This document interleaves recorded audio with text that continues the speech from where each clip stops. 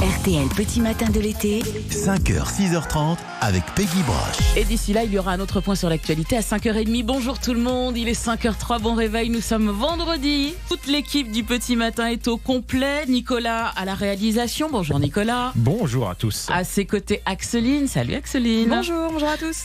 Près de moi, Charlotte Méritant. Bonjour Charlotte. Peggy. Charlotte, grâce à qui on ne se fait plus avoir. On ne peut pas se faire arnaquer avec Charlotte et ses conseils conso. Aujourd'hui, on parle de quoi ? On va parler de voitures de location et je vais vous donner quelques conseils pour que vous y laissiez pas un salaire. Ah, carrément. Ah oui, d'accord. Non, mais parce que vous savez qu'avec les cautions, etc., qui peuvent être débitées Ça en peut cas de monter un sinistre. salaire. Ouais. Bon, prenez de quoi noter, ça arrive avant 6h30. David Buron, bonjour. Bonjour Peggy, bonjour va à ce tous. matin Ça va très bien, oui, merci. Avec qui, David, on parle ciné, mais uniquement des flops aujourd'hui. Un indice. Aujourd'hui, 3 mots, si je vous dis Krypton, Gene Hackman et Slip Rouge. Oui, slip rouge. Ah bah oui. Et Krypton, ça donne un indice. Ouais, là, quand même. Moi, c'est le slip rouge. Et vous vous souvenez de ça ? Vous êtes sûr que c'est pas un canard, non? Parce que Pourquoi c'est un il dit peu, ça Une boîte canard. un petit peu, non? David. Ça clash ce matin, David. Ah ouais, Il est dites-moi, vous êtes en lui. forme, hein. C'est vendredi, vous y allez. Hein. De retour de vacances, c'était en 1979. Il a écrit aussi beaucoup de chansons, notamment pour Herbert Léonard. On va se calmer. Message Charlotte. Un message de Charlotte M, ça vient de tomber, qui nous dit « J'aimerais écouter Densa Kuduro car j'ai entendu dire que Peggy Broche connaissait la Corée par cœur. » Vous voulez que je vous la prenne, Charlotte? Je crois que vous la connaissez aussi. Hein. Non, alors, la Corée, non.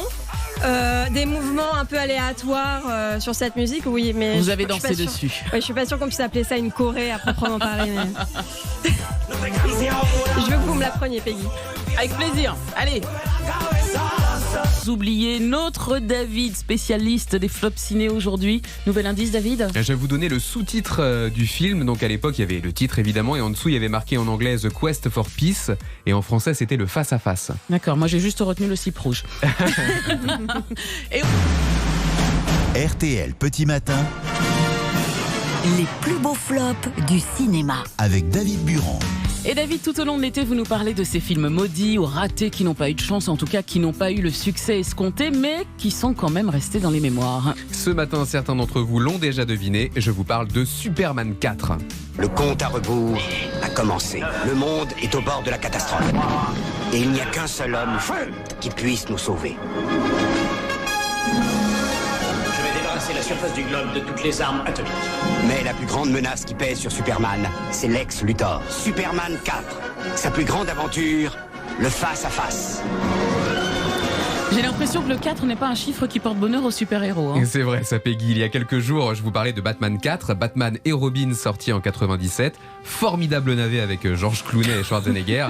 Mais là, on monte d'un cran, si j'ose dire, avec Superman 4, le face-à-face sorti 10 ans plus tôt, en juillet 1987. Superman 4 relève à la fois du flop, du navet et même carrément de l'escroquerie. Ah oui, à ce point? Ah oui, l'histoire de ce film est dramatique, surtout quand on pense à la qualité du premier Superman sorti en 1978. Alors, voici comment la presse a accueilli ce 4e épisode en 87.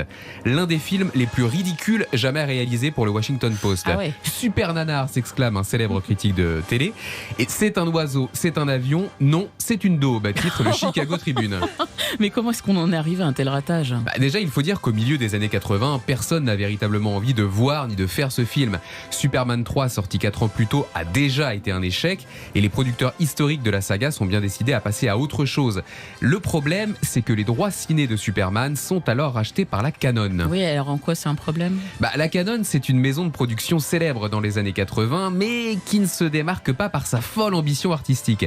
La Canon produit beaucoup, mais généralement des films à petit budget, copiés sur des franchises célèbres, avec souvent Charles Bronson ou Chuck Norris en tête d'affiche. Ils usinent à l'appel des sous-Rambo, des sous-Indiana Jones, des films vaguement érotiques, et avec Superman, les patrons de la Canon flairent la bonne affaire. Et ils arrivent à convaincre les acteurs de rempiler? Oui, ils promettent à Christopher Reeve, l'interprète de Superman, qu'il aura un droit de regard sur le script et surtout qu'ils l'aideront à financer un autre film de son choix. Ils donnent un gros chèque à Gene Hackman, qui revient dans la peau de Lex Luthor, et ils menacent la pauvre Margot Kidder de reprendre une Lois Lane plus jeune si elle n'accepte pas un cachet misérable, la grande classe. Les choses semblent plus ou moins bien engagées jusqu'à ce qu'au tout début du tournage, la Canon annonce qu'elle divise le budget du film par 2. Mais non. Mais si. Alors, est-ce que le coût était prévu d'avance ou est-ce qu'ils ont vraiment été confrontés à de graves difficultés financières ? Toujours est-il que les patrons de la Canon ne donnent que 17 millions de dollars pour faire le film au lieu des 37 millions promis. Alors sur le plateau, les conséquences sont immédiates. Comme on ne peut pas revenir sur les promesses financières faites aux acteurs, c'est la technique et les effets spéciaux qui trinquent. Il n'y a plus d'argent pour faire voyager l'équipe sur les différents lieux de tournage, il n'y a plus d'argent pour recréer des décors dignes de ce nom, et il n'y a même plus d'argent pour faire voler Superman. Mais le résultat doit être catastrophique. Ouais, pire que ça même. Superman 4 réussit l'exploit d'être moins bien fait au niveau des effets spéciaux que le premier film sorti 10 ans plus tôt. Quand Superman est dans les airs, c'est presque toujours le même plan de Christopher Reeve qui est utilisé. Il n'y a que les décors dans le fond qui changent. Dans des scènes censées se passer dans les airs, on voit encore les câbles qui tiennent les acteurs. Et dans les séquences d'action, faute de moyens, Superman utilise toujours un seul et même super pouvoir, sa vision laser. Pour découper une montagne, pour reconstruire la muraille de Chine ou pour faire cuire un canard véridique, il utilise sa vision laser. C'est ridicule. Mais les producteurs ne flinguent pas le film seulement en lui enlevant du budget. Ils vont aussi faire des ravages au niveau du montage. C'est-à-dire ? Juste avant la sortie, ils décident d'enlever 40 minutes de long métrage. Le film ne fait plus 2h10, mais à peine 1h30.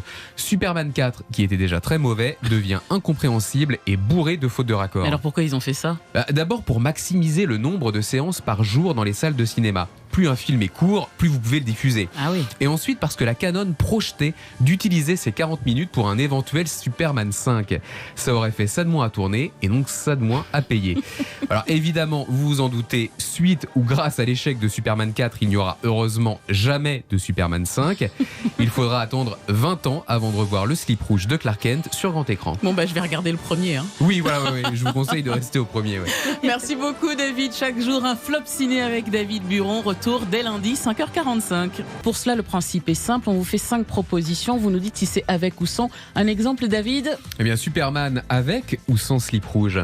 Le petit Avec. slipou. Non, parce que s'il est sans, Oui. c'est C'est embêtant. un autre genre de film. Voilà C'est Charlotte, que l'on ne regarde pas, évidemment. Oh, je pourrais faire une chronique là-dessus aussi, ouais, c'est vrai. Ouais. Ah ouais, vous avez de ces idées vous, ce matin, David, tout va bien. Bon. RTL Petit Matin Le Conso Conseil avec Charlotte Méritant.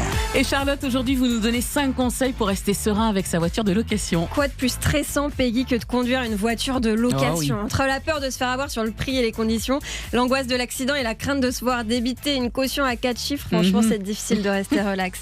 Mais moi, j'ai envie que pour vos prochaines vacances, vous soyez aussi à l'aise au volant de votre Toyota Yaris Deluxe que Ryan Gosling au volant de sa Chevrolet Malibu 73 en drive. Petite rêve ciné pour David. Ah oui, Et excellent. pour ça, j'ai 5 conseils à vous donner. Et alors, première question, vers qui on se tourne pour louer une voiture ? Alors, vous pouvez passer soit par un comparateur de prix, vous avez un comparatif entre plusieurs agences, mais attention parce que ces comparateurs ne sont parfois pas très clairs, je trouve, sur les conditions de location.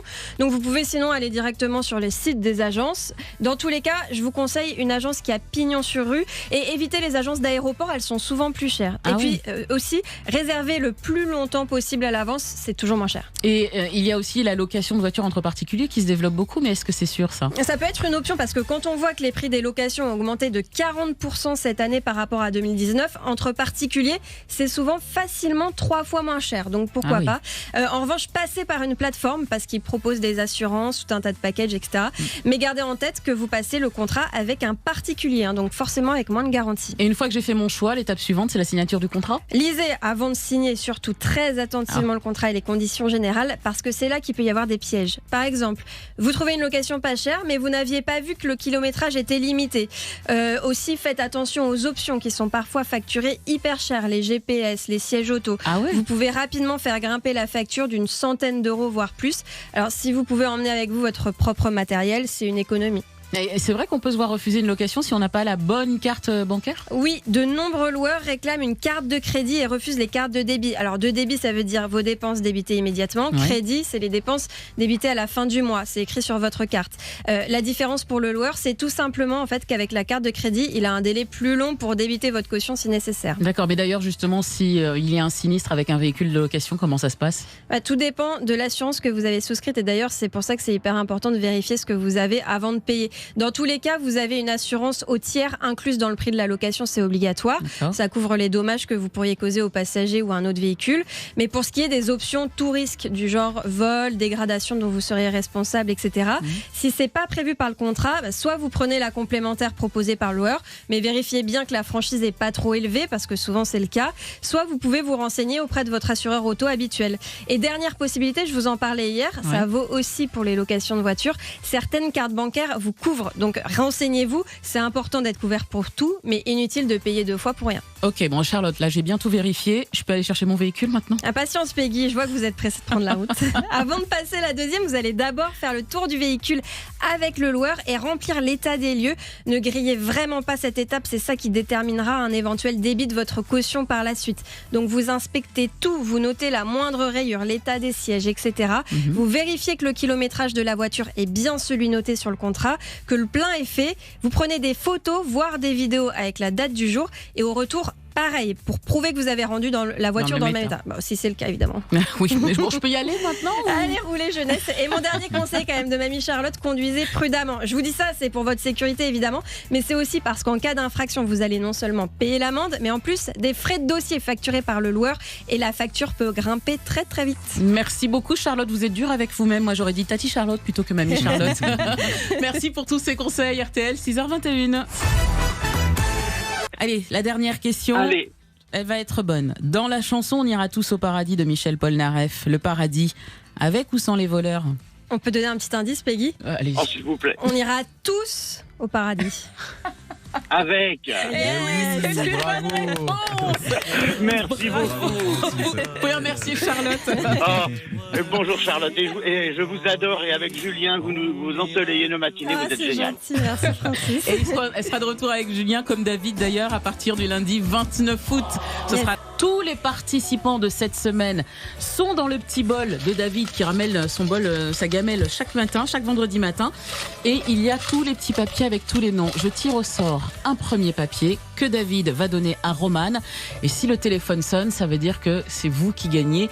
Si jamais c'est David, David ne va pas gagner. Si jamais c'est vous, Francis, surtout vous restez en ligne. Et vous le connaissez bien, il est capable de mettre son nom dans la gamelle en douce.